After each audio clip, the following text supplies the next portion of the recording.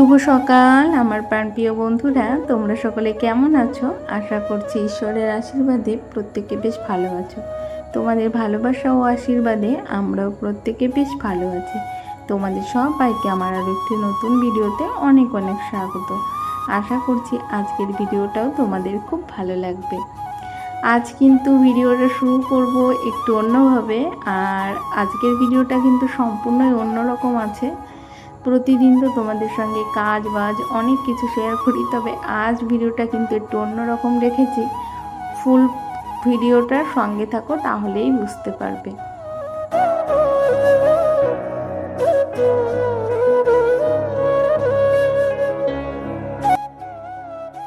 YouTube পরিবারের সকল বন্ধুদেরকে জানাই রাখি পূর্ণিমার অনেক অনেক শুভেচ্ছা। আর যে সকল দাদা এবং ভাইরা আমার এই ভিডিওটা দেখছো তাদেরকে অনেক স্নেহ এবং ভালোবাসা, আর ছোটদেরকে আদর, আর বড়দেরকে প্রণাম, আর অনেক শুভেচ্ছা রইল রাখি পূর্ণিমার। তোমরা প্রত্যেকেই এভাবে আমার পাশে থেকো। আর তোমাদের সবাইকে সাথে নিয়ে এই যে আরও একটি নতুন ভিডিও শুরু করেছি। আজ কিন্তু ঘুম থেকে উঠেছি ওই যে 6টা নাগাদ ঘুম থেকে উঠেছি। আজকে ঘুম থেকে উঠতে একটু দেরি হয়ে গেছে, জানো তো। প্রতিদিন একই টাইমে ঘুম থেকে উঠতে পারছি না, আজ অনেকটাই দেরি হয়ে গেছে, ওই 6টার একটু বেশি বেজে গেছে। তাই প্রথমেই দেখো অফ ক্যামেরায় নিজে একটু ফ্রেশ হয়ে নিয়েছি, তারপরেই ঘরের কাজবাজগুলো করে নিচ্ছে। এখন কিন্তু সুন্দর করে ঘরগুলোকে ঝাড় দিয়ে নিচ্ছি। আর আমার পুরো ঘরটা এখন ঝাড় দেওয়া হয়ে গেছে। নোংরাগুলো তুলে এখন ওই বস্তাটার মধ্যে রেখে দেবো।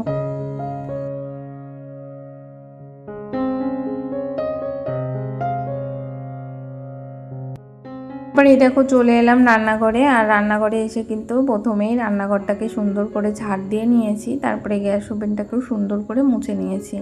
আর আমি কিন্তু ঘুম থেকে উঠে ঘর দুয়ার পরিষ্কার করে যখন রান্নাঘরে চলে আসি, রান্নাঘরের মেঝোটা ঝাড় দিয়ে তারপরেই কিন্তু আগে বেসিনটাকে পরিষ্কার করে তারপরেই কিন্তু এই যে এঁটো থালা বাসনগুলো মেজে নিই। বেসিনটাকে সুন্দর করে ধুয়ে নিই, কেননা রাতের বেলা ওই যে কিছু যদি হাঁটা চলা করে তাহলে কিন্তু সেটার উপর আবার থালা বাসন মেজে রাখতে বড্ড খারাপ লাগে। ওই জন্য প্রথমেই বেসিনটাকে সুন্দর করে মেজে নিয়েছি। তারপরে এই যে সসপ্যানটা মেজে নেব। আর রাতে তো প্রতিদিনই এঁটো থালা বাসনগুলো মেজে রাখি। আমার কিন্তু এই যে যেটাই ভাত রান্না করি সেটাই শুধু থাকে এঁটো, তাই সেটাও এই যে পরিষ্কার করে নিলাম। আর এর মধ্যে কিন্তু ঘরের প্রত্যেকটা কাজবাজ আমার করা হয়ে গেছে, আর ঘরগুলোও কিন্তু আমি মুছে নিয়েছি, সমস্তটাই অফ ক্যামেরায় করেছি। তারপরে দেখো এই যে ব্রাশ করছি একটু জানলার ধারে এসে। আর জানলার কাছে এসে না ব্রাশ করতে বেশ ভালো লাগে, বাইরেটার দিকে তাকালে বেশ ভালো লাগে, সবুজ আর সবুজ দেখতে বড্ড ভালো লাগে। তাই ভাবলাম এখানে বসেই আজকে ব্রাশটা করে নিই, তারপরে মুখটা ধুয়ে চলে যাব একেবারে স্নান করতে। যাই হোক, আমি কিন্তু স্নান করে চলে এসেছি ঠাকুর পুজোটা করতে, আর ঠাকুর ঘরটাও সাজিয়ে নিয়েছি। আর এখন ঠাকুর পুজোটাও সুন্দরভাবে করে নিলাম। আজকে যেহেতু পূর্ণিমা, আর পূর্ণিমা তিথিতে ওই জন্য ভাবলাম যে না, আজকে সকালবেলা সমস্ত কাজবাজ করে ওই জন্য আগে পুজোটাই করে নিলাম।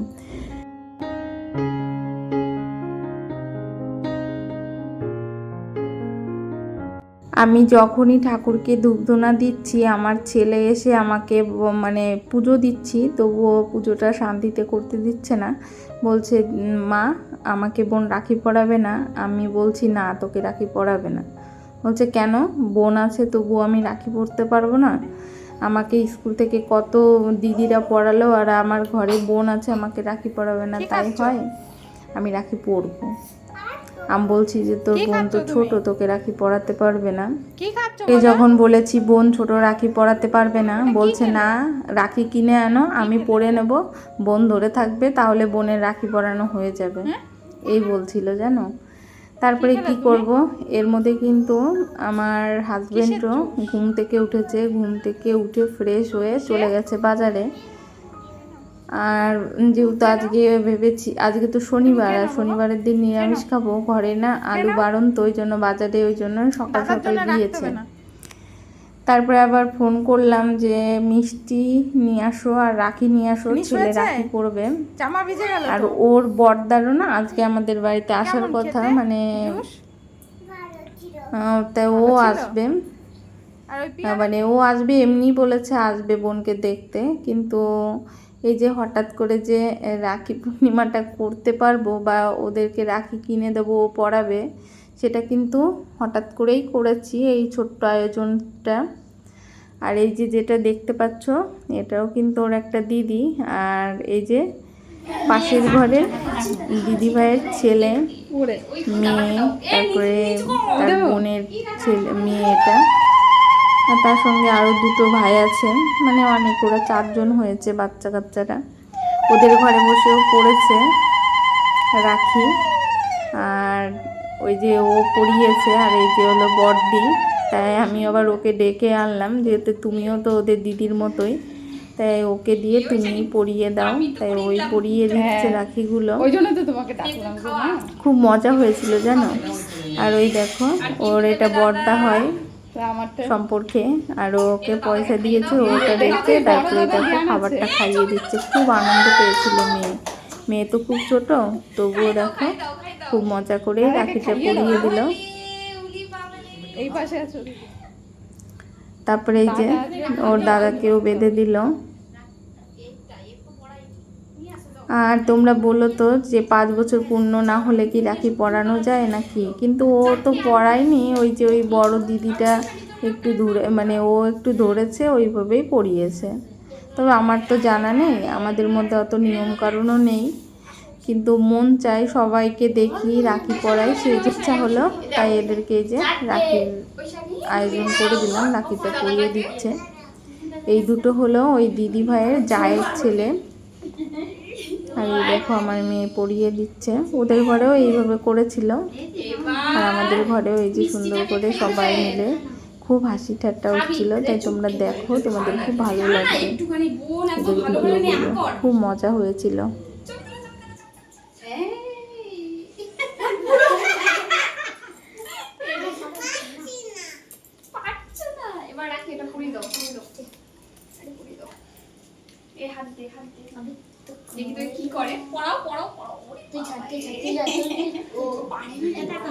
আর আমার সোনা মেয়েটা না অনেক আনন্দ করেছে, মানে খুব মজা করেই 4 ভাইকে রাখি পরিয়ে দিল, যেহেতু সম্পর্কে ওরা 3 জনই ভাই হয়। আর এই দেখো আর নিজের দাদাকেও পরিয়েছে, বেশ মজা হলো। আর এই যে মেয়েটাকে দেখতে পাচ্ছ, এও না খুব ভালো, মানে খুব মনটা ভালো, আর খুব মিশুকে এই বড় দিদিটা ওদের, ওর নামটা আমি এখন ভুলে গেছি।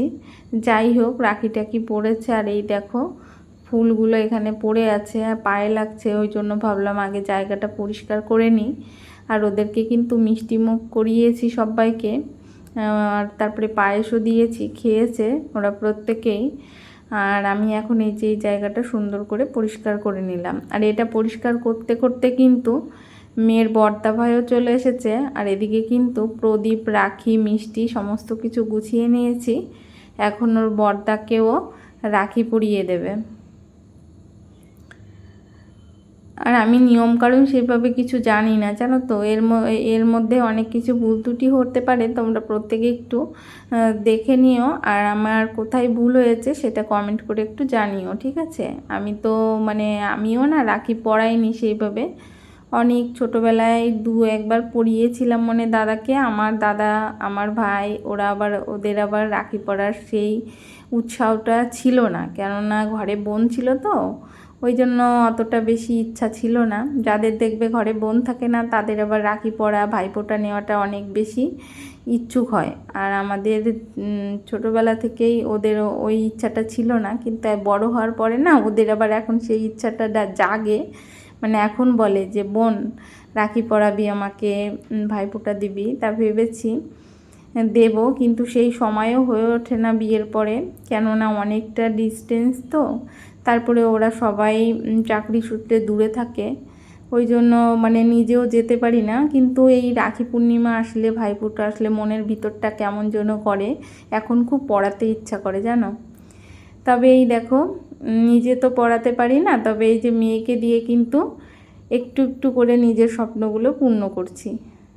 আর এই দেখো আমার মেয়ে না খুব সুন্দর করে ওর দাদাভাইকে রাখিটা পরিয়ে দিয়েছিল, তারপরে প্রদীপের শিখাটা বুকে দিয়েছিল, খুব ভালোভাবে দিয়েছিল যেন, ছোট্ট মানুষ খুব যত্ন সহকারে কিন্তু ভাইফোঁটাটা করলো, ভীষণই ভালো লাগলো। আর এই দেখো ওর বড়দা 2 প্যাকেট বিরিয়ানি এনেছে, মেয়ে খুব বায়না করছিল যে দাদা তুমি আসার সময় আমার জন্য বিরিয়ানি নিয়ে আসবে। আর ওর মুখের বিরিয়ানির ডাকটা না শুনতে ভীষণই ভালো লাগে, কিন্তু এখানে আমি বলতে পারবো না, তোমরা আমার মুখ থেকে অতটা ভালো লাগবে না, যদি কখনো সম্ভব হয় মেয়ের মুখ থেকে তোমাদেরকে শোনাবো ও বিরিয়ানিকে কি বলে ডাকে। যাই হোক বন্ধুরা, অনেক গল্প করলাম, অনেক কাজবাজ করলাম সংসারের, আর এদিকে কিন্তু দুপুরে রান্নাবান্না আমার হয়ে গেছে, সাদা ভাত, ডাল আর হলো চানার একটা রেসিপি হয়েছে, আর এইদিকে হয়েছে হলো পায়েস। তাই ভিডিওর প্রায় শেষ প্রান্তে আমি চলে এসেছি, আর এখন কিন্তু ওই 1টা মতো বাজে। তাই সবাইকে টাটা, বাই বাই, দেখা হবে আবার নেক্সট ভিডিওতে, টাটা।